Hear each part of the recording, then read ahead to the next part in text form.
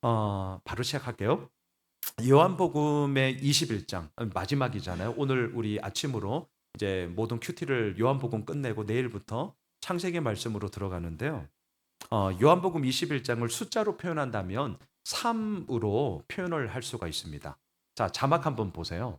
어제 큐티 본문 21장 14절이 마지막이었는데 우리 같이 한번 읽겠습니다. 이것은 예수께서 죽은 자 가운데서 살아나신 후에 세 번째로 제자들에게 나타나신 것이라. 첫 번째, 예수님이 부활하시고 나서 언제 나타났냐? 어제 본문에 보면 안식 후 첫날. 그러니까 성경에서 말하는 안식일은 우리가 쓰고 있는 양력으로 말하면 토요일이잖아요. 그리고 그 첫날이니까 일요일. 이제 주일 저녁에 유대인들이 무서워서 문을 꽁꽁 닫고 숨어 있는 두려워하고 있는 제자들에게 찾아가셔서 샬롬 평강이 있을지어다. 첫 번째로 그렇게 나타내셨어요. 그리고 두 번째 제자들에게 또 나타나셨거든요. 그렇게 주일 저녁에 나타나신 8일이 지난 이후에 다시금 그들은 여전히 두려웠습니다. 문을 꽁꽁 닫고 두려움에 떨고 있을 때 동일하게 찾아가셔서 샬롬 평강이 있을지어다 이렇게 말씀하셨죠. 그리고 이제 오늘 본문에서 우리가 보게 되는데 예수님께서 세 번째로 제자들에게 찾아가세요. 제자들이 뭐 하고 있었습니까? 갈릴리 호수에서, 요한복음에서는 디베랴 호수. 제가 어제 큐티 본문에서 이 말씀 다 나누었습니다. 황제에 의한 황제를 위한 디베랴 호수에서 이들은 물고기를 잡고 있습니다. 아무것도 잡지를 못했어요. 그때 예수님께서 세 번째 나타나셔서, 그리고 이제 우리가 뒤에서 보겠지만 베드로에게 묻죠. 네가 나를 사랑하냐? 세 번이나 묻잖아요. 그러자 세 번 예수님을 모른다고 부인했던 베드로가 주님을 사랑합니다라고 세 번이나 대답을 한다는 거. 그래서 21장을 숫자로 표현한다면 3으로 우리가 집약을 할 수 있단 말이죠. 자, 그리고 우리가 잘 알고 있는 것처럼 이렇게 세 번을 묻고 세 번의 대답을 이렇게 끌어내는 것을 통해서 여러분들 많은 이런 해석들 많이 들으셨을 거예요. 왜 예수님이 굳이 베드로에게 세 번씩이나 질문을 했냐? 그것은 세 번이나 부인했던 베드로의 상처와 아픔을 동일하게 고백하게 하심으로 말미암아 회복시키고자 함이었다. 뭐 이런 해석 익히 여러분들 잘 알고 계실 거고요. 또 하나, 네가 나를 사랑하느냐라고 물으시잖아요. 예수님의 이 물음에는 헬라어 원어 성경을 보면 아가페거든요. 우리 말에는 사랑이라고 똑같이 번역이 되어져 있지만 헬라어 원어에는 달라요. 아가페, 무조건적인 사랑을 물었어요. 그랬더니 베드로가 답하잖아요. 네 주님, 내가 주님을 사랑하는 줄 주님이 아십니다. 할 때 그 사랑은 필레오, 우정을 뜻해요. 우정을. 그래서 왜 세 번이나 네가 나를 사랑하냐 사랑하냐라고 물었냐? 끝내 베드로는 필레오를 계속 대답했거든요. 필레오를. 그러자 마지막 세 번째 예수님께서 그 필레오의 사랑으로 자기 자신을 내리셔서 네가 나를 사랑하냐라고 물었을 때는 필레오로 물으세요. 아하, 그래서 아가페, 무조건적인 사랑을 감히 말을 할 수 없는 그 베드로의 수준으로 기꺼이 부활하신 주님께서 내려가시사 좋아. 필레오의 사랑도 너무나 귀한 거고 그 사랑에서부터 우리 시작하자. 라는 의미에서 네가 나를 사랑하냐 이렇게 세 번이나 물었다라는 거. 자, 이거는 우리가 다 알고 있는 거예요. 자, 요걸 전제로 저는 오늘 본문을 두 포인트로 보려고 합니다. 자, 회복이에요. 오늘 주제가 회복인데 부활하신 주님께서 이렇게 물고기를 잡고 아무것도 잡지 못했고 시류와 좌절과 절망과 두려움에 빠져 있는 베드로를 회복시키시는데 어떻게 회복시키더냐? 자, 첫 번째. 아픔의 상처, 좌절과 낙심의 상처가 있는 바로 그 자리에서부터 다시금 시작하게 하세요. 여러분, 우리의 삶도 한번 잘 보세요. 정말 너무나 큰 아픔이 있잖아요. 너무나 큰 상실감이 있습니다. 시간이 지나면 되겠지. 뭐 되는 것도 있겠죠. 하지만 그 상처와 그 아픔이 그냥 이렇게 두루뭉술 그냥 넘어갔다고 해서 그것이 그냥 괜찮아지더냐? 저를 바라볼 때는요. 끝내는 다시금 와요. 끝내는 다시금 와요. 그리고 그 앞에 결국은 내가 어떻든 해결을 해야 그 문제를 뛰어넘게 하시는 하나님의 그러한 은혜를 경험하게 되는데요. 오늘 본문에서 예수님께서 베드로를 회복시키시는데 어떻게 회복하느냐? 아픔의 상처, 좌절과 낙심과 실패의 상처가 있는 바로 그곳에서부터 다시금 시작하게 하십니다. 자, 그 이유가 뭐냐? 자막을 보십시오. 21장 9절을 함께 읽겠습니다. 시작. 육지에 올라보니 숯불이 있는데 그 위에 생선이 놓였고 떡도 있더라. 자, 숯불이라는 단어가 되게 중요한 단어예요. 이 헬라 원어가 우리말로는 숯불 이렇게 번역이 되었는데요. 헬라 원어가 신약 성경에 딱 2번 쓰여져요. 딱 2번. 자, 그러면 방금 21장 9절에서 지금 한 번 쓰여졌잖아요. 그러면 이제 궁금해 하셔야 됩니다. 궁금해 하세요, 빨리. 나머지 한 번이 어디에 쓰여졌냐? 이게 중요합니다. 자막을 보십시오. 요한복음 18장 18절에 쓰여져 있어요. 읽으시면서 찾아보세요. 함께 읽겠습니다. 그때가 추운 고로 종과 아랫사람들이 불을 피우고 서서 쬐니 베드로도 함께 서서 쬐더라. 예, 불. 21장에서는 숯불이라고 번역이 되어졌지만 실은 18장에 나오는 불이나 21장에 나오는 숯불이나 헬라 원어로 똑같은 단어고요. 이 헬라 원어는 신약 성경에 딱 2번만 쓰여져요.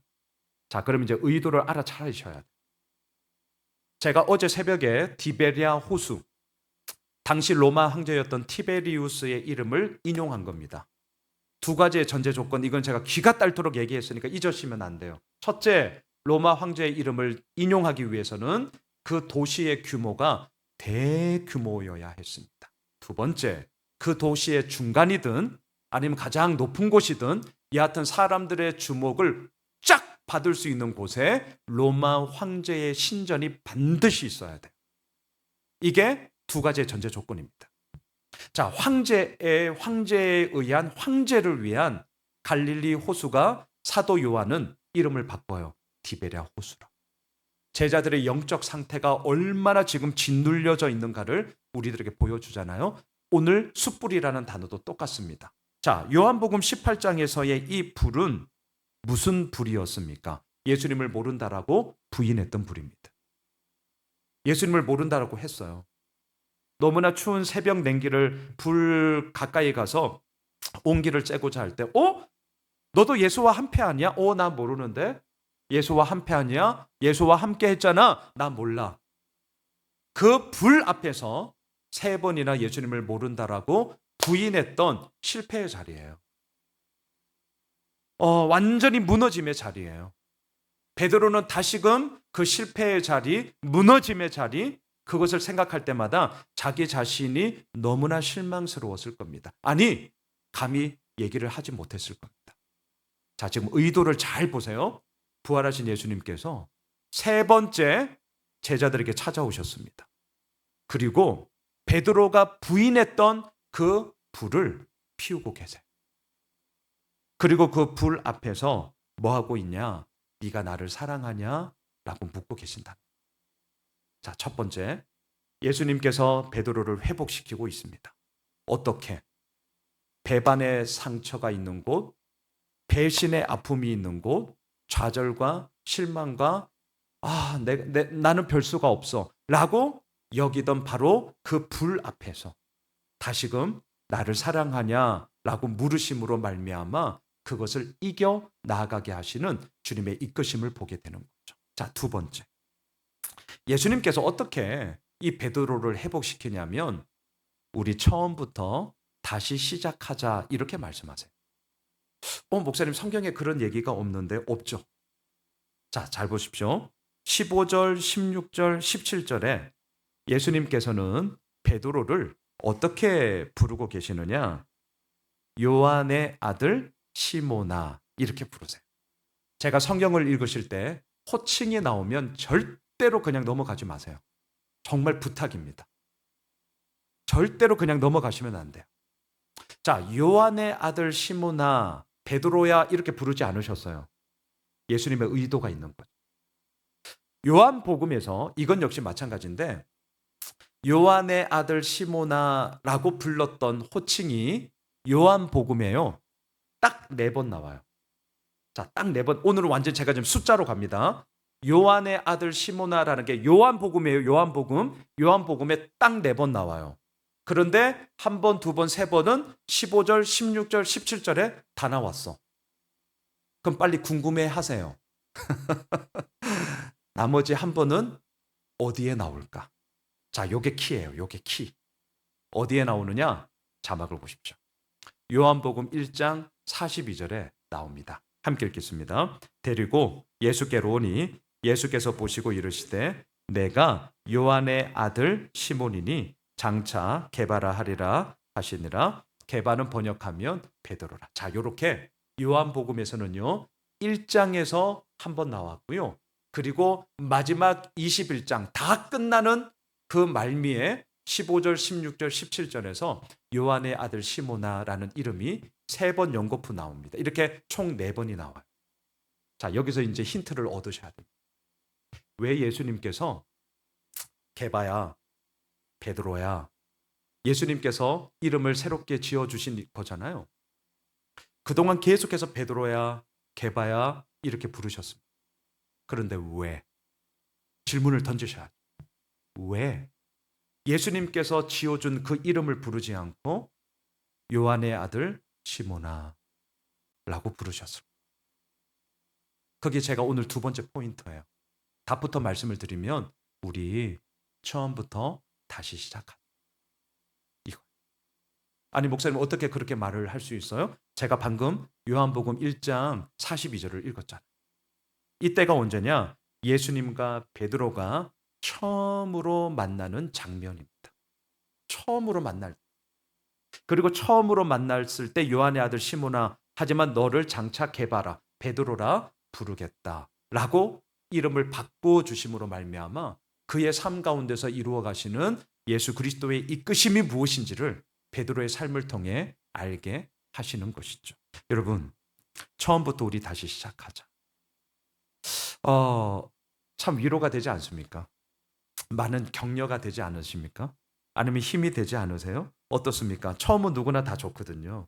하지만 문제는 이제 시간이 이렇게 지나면 지날수록 그 지나는 과정 속에 이런 저런 일들이 생길 수밖에 없습니다. 아무 일도 안 생긴다면 그거는 아무 사건도 없는 진짜 아무것도 안 한 거예요. 이런저런 일은 다 생길 수밖에 없거든요. 하지만 그 과정 속에 여러 가지 많은 상함도 있을 것이고 좌절도 있을 것이고 실망도 있을 거예요. 베드로가 그러했습니다. 그래서 디베랴 호수에서 고기를 잡고자 했으나 아무것도 잡지 못했죠. 하지만 그때 부활하신 예수님께서 3번째 다시금 찾아오시사 사랑을 물으시면서 말합니다. 요한의 아들 시몬. 여러분 상상해 보세요. 베드로야, 베드로야, 베드로야. 이렇게 예수님께서 늘 나를 불렀는데 처음 만났을 때 그 이름을 지금 나에게 부르고 계십니다. 아마 베드로는 알았을 거예요. 자신의 좌절, 자신의 실패, 자신의 상함, 자신의 무너짐이 얼마나 큰가를 알았지만 사랑으로 계속해서 나를 이끄시고 그 가운데 처음 만났을 때 나를 불러주셨던 그 이름으로 나를 부르시는 예수님의 마음이 뭔지 베드로는 분명히 알았을 겁니다. 우리 처음부터 다시 시작하자. 말씀을 정리할게요. 요한복음 21장 오늘로 우리가 21장 큐티를 마쳤고요. 이제 내일 창세기 22장 우리 1월 2월 달에 했던 거 다시금 돌아가서 창세기 묵상으로 우리가 새롭게 나아갑니다. 요한복음을 마무리를 하면서 회복, 어떻게 회복을 하느냐? 아픔의 자리, 상처의 자리, 쓰라림의 자리를 그냥 넘기지 않으시고요. 그곳에서부터 다시금 시작하게 하십니다. 또한 우리 처음부터 다시 시작하자. 다시 하면 돼. 우리에게 격려하고 위로하고 우리를 다시금 이끄심으로 인하여서 그 가운데서 이루어 가시는 주님의 놀라운 역사하심을 우리로 하여금 맛보아 알게 하십니다. 바라기는 예수님의 회복, 예수님의 격려, 예수님의 위로의 이야기가 우리 가운데 있습니다. 그 주님의 이끄심 속에 우리가 함께 나아가고요. 여러 가지 많은 좌절과 실패, 좋죠. 예, 하지만 그것을 이겨나가게 하시는 우리 주님과 함께 우리 처음부터 다시 시작하자. 오늘 우리에게 격려하며 말씀하시는 그 주님과 함께 회복의 여정의 길을 한 걸음 한 걸음 내딛어 나아가게 되는 우리 모두가 되길 주님의 이름으로 축복합니다. 오늘 말씀